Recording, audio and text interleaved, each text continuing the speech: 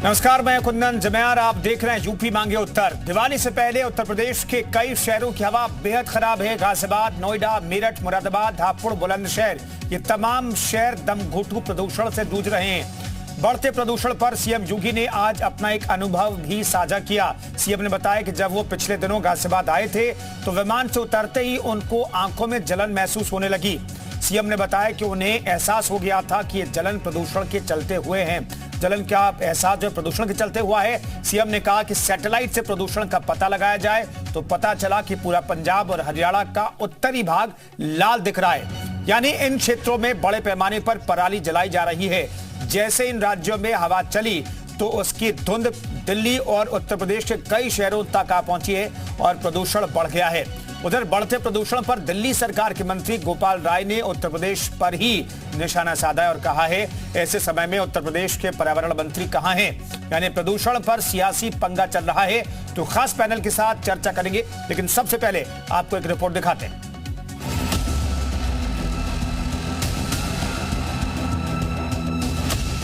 Air quality index यहां पर आज सुबह 450 के करीब था, इसलिए युद्ध स्तर पर सड़कों पर पानी का छिड़काव हो रहा है और इसलिए ये जो गाड़ियां आप देख रहे हैं, जो एंटी स्मोक गन है, वो सड़कों पर लगाया गया और साफ तौर पर लिखा गया है युद्ध प्रदूषण के विरुद्ध। यानी प्रदूषण के खिलाफ एक युद्ध है, एक लड़ाई है, जिस पर काबू पाने के लिए दिल्ली सरकार की तरफ से ये कदम उठाए गए हैं।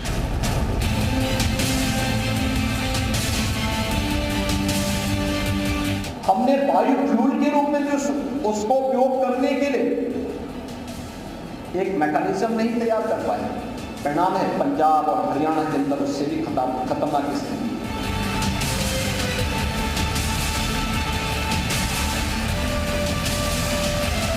दिल्ली में सांस लेना भारी पड़ रहा है। बच्चे घर से बाहर निकलें तो उनके फेफड़ों को बड़ा नुकसान होने का खतरा है। सभी की, दिल्ली के सभी लोगों की औसत आयु 12 साल कम हो रही है, जो पिछले 8-9 वर्षों में अरविंद केजरीवाल जी ने दिल्ली को दिया है।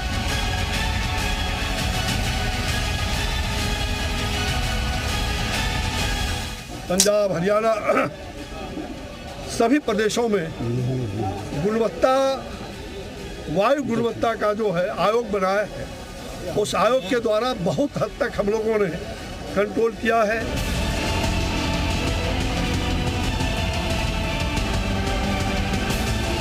पूरा उत्तर भारत प्रदूषण के चपेट में है। हरियाणा के पर्यावरण मंत्री चुप हैं, बोलने को तैयार नहीं है, क्या कर रहे हैं किसी को पता नहीं। उत्तर प्रदेश के पर्यावरण मंत्री कहां गायब है, किसी को नहीं पता है।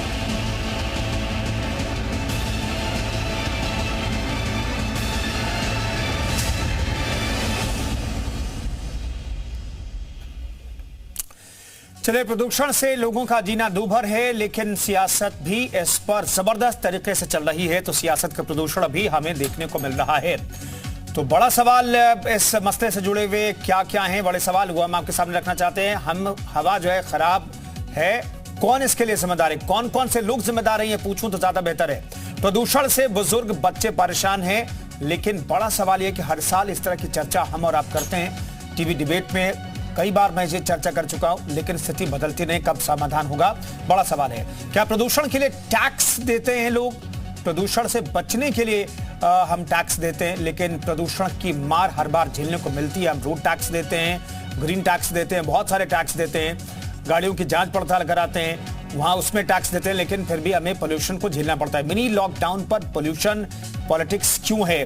प्रदूषण के खिलाफ फुल प्रूफ तैयारी कब तक होगी, ये अपने आप में बड़ा सवाल है। और पहले क्यों नहीं तैयारी की जाती? क्योंकि अब ग्रैप 3 लागू किया गया है दिल्ली में, छोटे बच्चों के स्कूलों को बंद किया गया है, ऑनलाइन पढ़ाई की जा रही है, लेकिन इन सब के बीच सांसों का जो संकट है वो बरकरार है। आप दिल्ली एनसीआर में रहते हैं तो आपको इस पोल्यूशन के बारे में एहसास हो जाता है। योगी आदित्यनाथ जब आए एक दिन पहले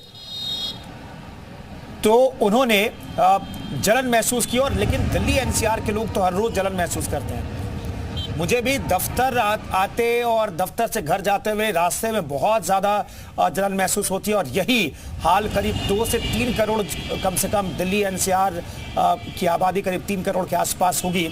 तो इससे ज्यादा जो लोग हैं वो इस पोल्यूशन को झेलने को मजबूर हैं। ये तस्वीरें आपको दिखा रहे हैं। आज तो दिल्ली एनसीआर में सूरज का दीदार ऐसा लगता है कि करीब 12 साढ़े 12 बजे के बाद हुआ, और कुछ इस तरह की तस्वीर पूरे दिल्ली एनसीआर में इस वक्त दिखाई दे रही है।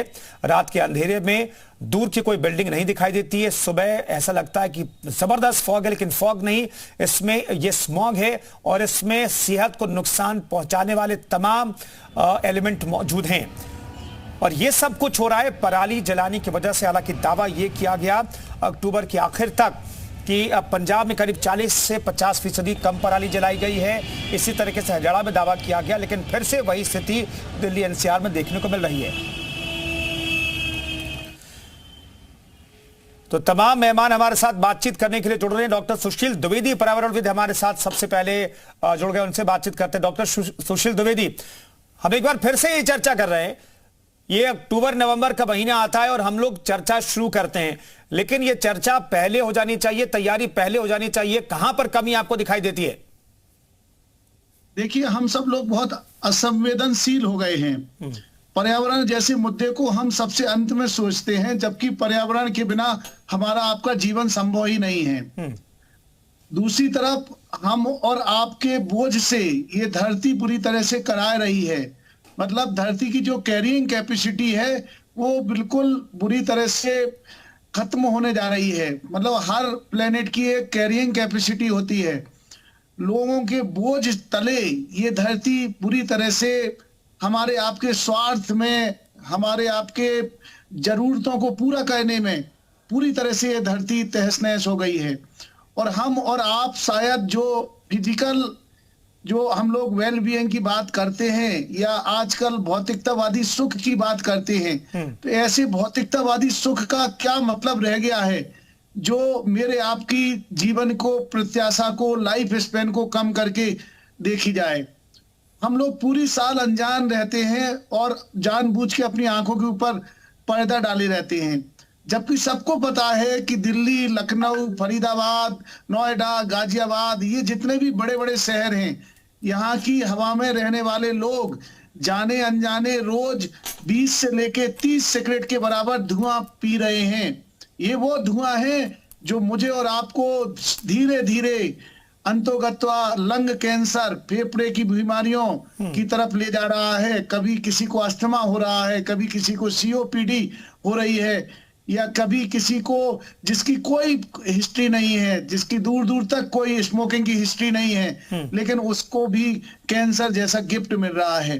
तो हमें सोचना पड़ेगा कि हम एक तरफ विकास कर रहे हैं या हम विनाश की तरफ जा रहे हैं। ये वो दौर है। हम आपको बताएं कि हम एक प्रकार से एनवायरमेंटल इमरजेंसी में जी रहे हैं। मतलब वो इमरजेंसी है कि सारी चीजों को छोड़ के अभी सभी को पर्यावरण की शुद्धता के ऊपर ध्यान देना चाहिए। हर व्यक्ति का नैतिक कर्तव्य होना चाहिए कि वो अपनी तरफ से ऐसे कुछ हरे भरे काम करे, ऐसे कुछ अच्छे काम करे जिसके आधार पर हम इस धरती का वो हरा भरा वैभव लौटा सकें, इस धरती को पुनः पल्लवित और पुष्पित कर सकें, इस धरती को जीवनदायिनी बना सकें, इस पर्यावरण को जीवन देने वाला बना सकें। तो डॉक्टर सुशील, लेकिन हर बार ये चर्चा तो होती है, हर बार हम कहते हैं कि भाई किसानों को, सरकार को एक्टिव होना चाहिए, ऐसे हालात से बचने के लिए प्लान तैयार करना चाहिए, मास्टर प्लान तैयार करना चाहिए, लेकिन हर बार अक्टूबर नवंबर में यही स्थिति हो जाती है। कहां पर कमी दिखाई देती है आपको?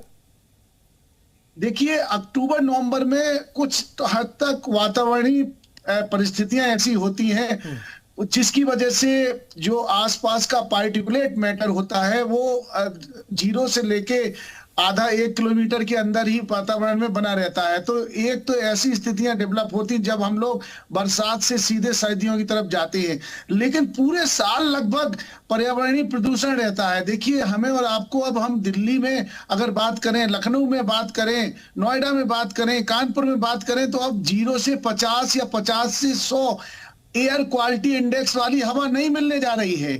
ये जो हम प्राणदायिनी वायु की बात कर रहे हैं वो अब मिलने नहीं जा रही, अब बहुत दूर की कौड़ी की बात हो गई है। इसके लिए हमें पहाड़ों की तरफ जाना पड़ेगा, हमें दुर्गम इलाकों की तरफ जाना पड़ेगा, हिमालय पर्वत के आसपास शरण लेनी पड़ेगी। जो हम और आप लोग जिस जगह जहां अपने घर बनाए हैं, जिन्हें हम बड़ी बड़ी अट्टालिकाएं खड़ी किए हुए हैं, वहां तो हवा बहुत बुरी तरह से प्रदूषित है। और तो और मैं आपको बताऊं, अगर आप अपने घर का भी इंडोर एयर पॉल्यूशन चेक करें तो वो भी पूरी तरह से प्रभावित है। उसमें भी ऐसी कई सारे हानिकारक तत्व मिले हुए हैं, carbon monoxide, benzene, toluene, xylene से लेके सल्फर डाइऑक्साइड, नाइट्रस ऑक्साइड। ये हवा हमें और हमें आपको और बेदम बना रही है और बीमार बना रही है। आईआईटी कानपुर अपनी स्टडी में हमें आपको चेता रहा है कि हम जिन घरों में भी रह रहे हैं वो घर भी एक अच्छे घर नहीं, बल्कि उसे तो सिक बिल्डिंग सिंड्रोम की श्रेणी में हम रख सकते हैं।